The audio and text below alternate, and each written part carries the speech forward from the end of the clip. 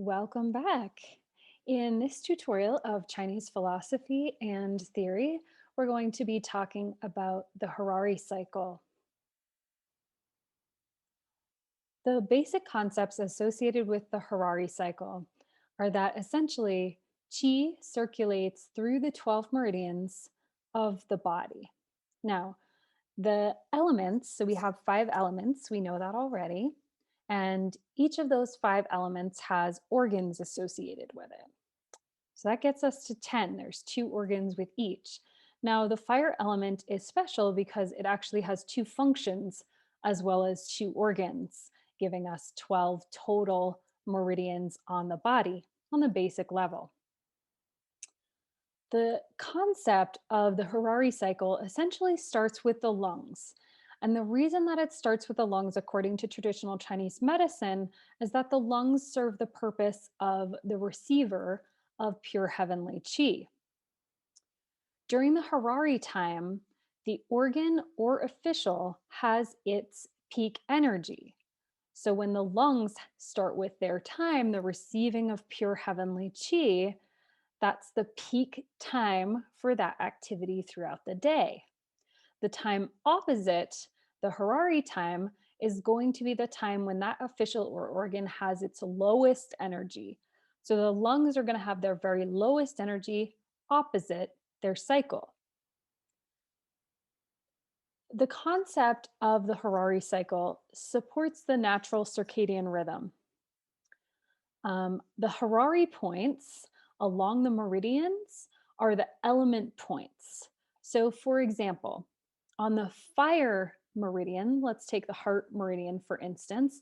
The heart meridian is a fire element. So, the fire point on the fire meridian is going to be the Harari point, which is going to be heart 8. Just for fun, heart 8 is located, if you see, you've got your fourth finger and your pinky, and then you drop down to the first crease. It sits right between the two fingers on that first crease. It's a great point, and it's also that Harari point. So in acupuncture and acupressure, as well as Qigong and Tai Chi, these concepts of working with the meridians as well as the Harari cycles come up. Now, in acupuncture, we can seasonally use the Harari points to help the body to balance. For example, if we see someone when the seasons turn from winter to spring, we might use the Harari points on gallbladder and liver, ideally during the Harari time, to help to support that transition of the seasons within their body. Okay, so let's have a look at the cycle. All right. So, as I said in TCM, this starts with the lungs, starts with the metal element. The lungs are at their peak energy state between 3 and 5 a.m. This is a time, if you've ever been awake during this time, it's a very quiet time. It's a very reflective time. It's a very peaceful time. It's almost the perfect time for meditation because it evokes a stillness. This is when we start to, even if we're asleep, we start to wake out of those deep sleep phases and our breath starts to reawaken within our body for the purposes of oxygenating our blood so that we can go about our daily activities. Now, following up between 5 and 7 a.m., we have the large intestine at its most active. Now, very often, what I hear from clients when I tell them this is that they have a bowel movement between 5 and 7 a.m. Well, of course, it makes perfect sense because the large intestine is most active during that time, especially if you're awake, right? So we start to get oxygen into the blood between 3 and 5. Once we start to get oxygen into the blood, our digestive tract starts to move. That's why the bowel movement between 5 and 7 is most common. Large intestine is removing anything which isn't going to serve for the day. This is a great time as well if you are someone who keeps to-do lists or ideas of what you might do for the day, scheduling your day out, planning your day out. This is a great time to remove that from the list, that will not serve you for your day-to-day experience. Now, as we continue around the clock, we've got 7 to 9 a.m. We move from metal into the earth elements. 7 to 9 a.m. is going to be the stomach. Also want to point out here, we transition from large intestine to stomach. That's a yang organ to another yang organ. Then we're going to get yin, yin, and then we go yang, yang. Yin, yin, yang, yang, and yin, yin. So the yang and the yin have a particular relationship here as well. Okay, so the stomach, 7 to 9 a.m., often when people are eating breakfast, they're feeding themselves, they're nourishing themselves, right? I know a lot of people that wake up in the morning and they have a cup of tea and they have a breakfast, and maybe they do some journaling or some writing. A lot of people do some reading during this time. Some people watch the news during this time. This time is the optimal time for taking in nourishment on all levels of body, mind, spirit, and emotion. This is a potent time to be taking in. So if we have something really important that we want to learn, if we have something that we have to study, if you're studying for a test, for example, a great cramming time is between 7 and 9 a.m. because you're able to take it in and process it, right? So this is all about, what do you take in for your day? What is the energy of your day going to be like, right? And so now we start to transition a little bit further into the spleen. The stomach brings in the energy and rottens and ripens it and transforms it for the spleen. The spleen is our transporter. What we're doing from 9 to 11 a.m. is we're starting to move things around our body. We're starting to create transitionary time, right? It's all about this transitionary space and transportation and distribution. So if we think about what our workday might look like, this is a great time to be distributing information, which is pretty common, 9 to 11. That's what people are doing. Now, between 11 a.m. and 1 p.m., we have the heart time. Now, the heart time is really all about relationship and connection. It's about a quiet space where you can reflect and bring in those who love you the most and those you love the most.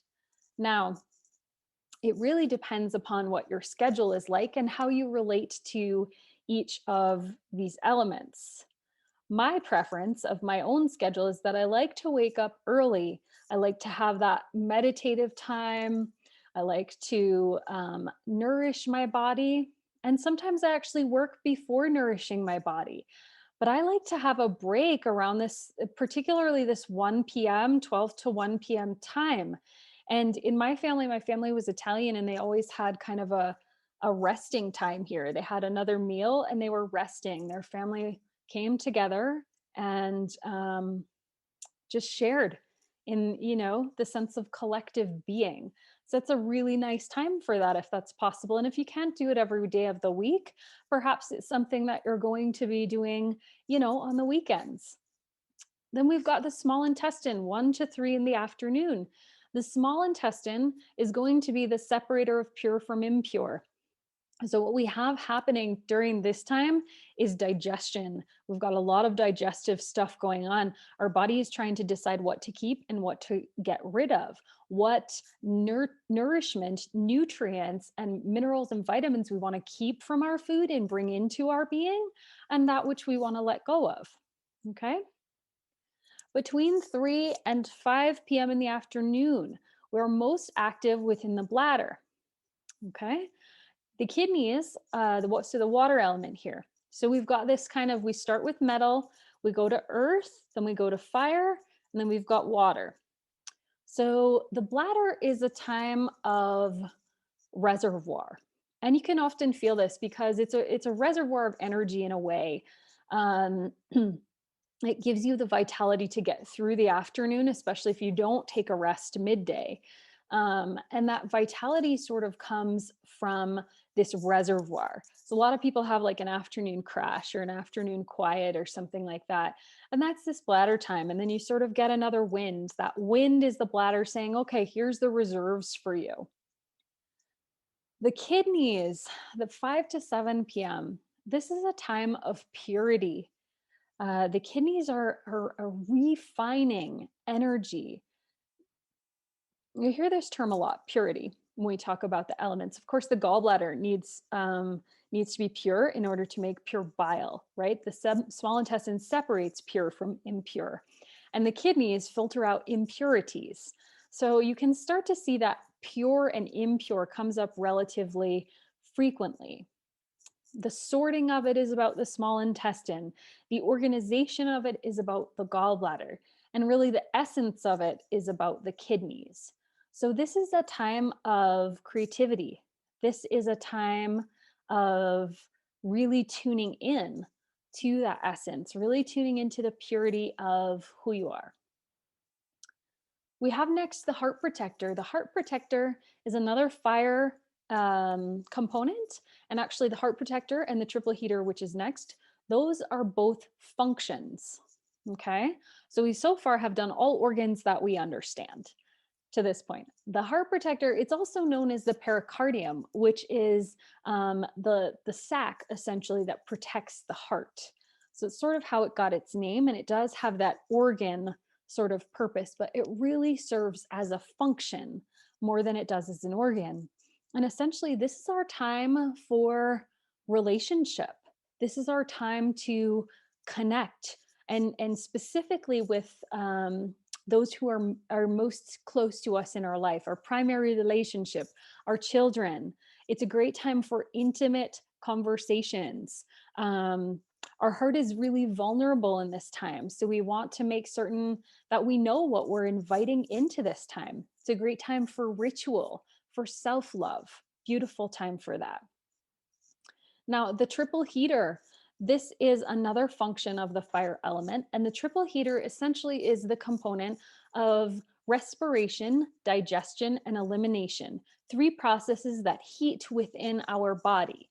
So we have these kind of three burners that do these functions that are based upon the level of heat. The triple heater regulates temperature as well in our body, and helps us to connect with the temperature in the outside world. The most active time, of course, is from 9 to 11 at night. And so I have a lot of clients who are premenopausal or menopausal or even postmenopausal, where this is the time that they have the most trouble with hot flashes. And so it's interesting. This time is really about balancing, and it's really about finding your way into yourself for optimal relaxation and balance. It's allowing your body's systems to do the work that they need to do without getting in the way. And as we move into 11 p.m. to 1 a.m., this is the gallbladder time, and it further solidifies this idea of getting out of the way. The gallbladder is really like the general contractor of our being. So we want to be asleep when the general contractor is figuring out how to carry out plans. If we're awake during this time, our ego and our consciousness are getting in the way of what our body and our being and our soul already know how to do. Same thing with the liver. The liver is the architect of those plans. So the liver creates the plan, the gallbladder carries it out. 1 to 3 a.m. We want to be asleep during this time, get out of the way for the liver to really do its job. Then we come back to the lungs, right? So we kind of see this full cycle, and we end up really in a sleep cycle in a traditional sense through the triple heater, the gallbladder, the liver, and the lungs. We realize that not everybody is going to have the same cycle. Everybody's going to have differences, but this cycle follows nature, and these are the most active and lowest points of energy for each of these organs. So it's important to know if that doesn't quite fit your own cycle, that you can find adjustments accordingly. A lot of times what I tell clients, especially with regards to going to sleep, is, if you can't go to sleep at 9 p.m., okay, no problem. But if you get to sleep for 11, that's really the key, because the gallbladder and the liver time, that's what we really don't want to mess with. 11 p.m. to 3 a.m., that's the time where we really need to be asleep. However, we can adjust from there, we want to, but we want our body's architect to do its work without us getting in the way. So let's talk about opposites for a second. Um, the lungs, right? We talked about most active 3 to 5 a.m. Now, most lowest energy during 3 to 5 p.m. What I hear with this in relation to a lot of clients, they say, I have a time in my schedule to work out from 3 to 5 in the afternoon. And when I work out during that time, I feel challenged in my respiratory cavity, which makes sense because the lungs have their lowest energy at that time. Large intestine, most active 5 to 7, least active during the kidney time, 5 to 7 p.m., right? And you can go around the cycle and see how each of these kind of relate. Stomach is a great one, 7 to 9 a.m., most active, 7 to 9 p.m., least active. You want to try, when possible, to be done with your last meal around 7 p.m. because your body starts its process of quieting the digestion. It's just natural. It switches from earth to fire. It's hard to digest, especially 9 a.m., 9 p.m. 9 p.m. is a pretty hard time to be digesting food, especially a big meal. So you can sort of see how these connect to each other. Again, liver, most active, right? 1 to 3 a.m. It's going to be least active in the afternoon, 1 to 3 p.m. Okay. So you can kind of go back and forth through this and see how it relates. Now, the concept in Chinese medicine is that we have to remember when we think about something like a Horary cycle, which is like a schedule, right? Is that there is no wrong, there is no right, there is no good, there is no bad. Whatever you choose is your path, and it's exactly perfect as it is for you, right? Okay, so keep that in the back of your mind as you start to get to know these concepts. If you harness the power of nature, your life experience is going to have greater potential as well. So it's up to you how you choose to take this and what you choose to do with this information. But it can certainly help you to harness nature and access your creativity. So now that we have an understanding of the times of day in which the elements come in, we're going to start to talk about what each of the officials actually does and its specific role. I also want to mention really quickly as well, we've got this concept of the seasons and how the seasons sort of relate to the elements. Now we've kind of brought the spiral into a place of refinement because this is how each of the elements exists within the day. Now, for example, if you feel like fire, for instance, is an element that's difficult for you to connect with. You just don't feel a lot of fire inside yourself. Maybe you don't feel a lot of passion. Maybe it's difficult for you to be in relationship for whatever reason. Maybe you're heartbroken, and maybe you can't see what is pure and what is impure, right? If that's the case, maybe your fire's down a little bit. During these times of the day, 11 a.m. to 1 with the heart, 1 to 3 with the small intestine, 7 to 9 with a heart protector, and 9 to 11 with the triple heater. You have the added bonus that fire is most active during those times. So those are times for you to connect with your internal fire by harnessing the power of nature's basically daily cycle, right? Now, if it's summertime, you've got summer that's fire and you've got the time of day that's fire. So it's even easier for you to access fire inside yourself. The same with any of the other elements. You could transition the same thing to water. It's difficult for me to go with the flow of life. I feel resistance to flowing with anything outside of myself. I feel like I can't connect to essence. I feel like I have no containment. I feel like I'm too contained. I'm dehydrated all the time. I can't get enough water in. Well, connecting to the kidneys and bladder time, which is again between 3 and 7 p.m., you're going to bring in the water element from nature during its daily schedule. You're also, and during its chi circulation. If you do it during winter, you're bringing the winter element as well. So you stack upon these elements so that you yourself can relate better to the water element. Now, the one last thing I want to point out with this Horary cycle is that Water is directly linked to essence. Essence is directly linked to Jing. These are really important factors to consider. We dive into them more in other tutorials as well as in the classes. But during the time of 3 to 5 p.m. and 5 to 7 p.m., this is when you want to get the most water into your body. You want to make sure that you're hydrating well during these times. It's great because by the time 7 p.m. comes around, you'll be able to go to the bathroom a couple more times before you head off to bed, right? But you're also making sure you've got enough water to get through the full evening cycle. Okay. So we've got a good understanding now of each of the elements and its organ or function and how these connect with the cycle of qi flow circulation throughout the day. Up next, we're going to talk about the officials in the body kingdom.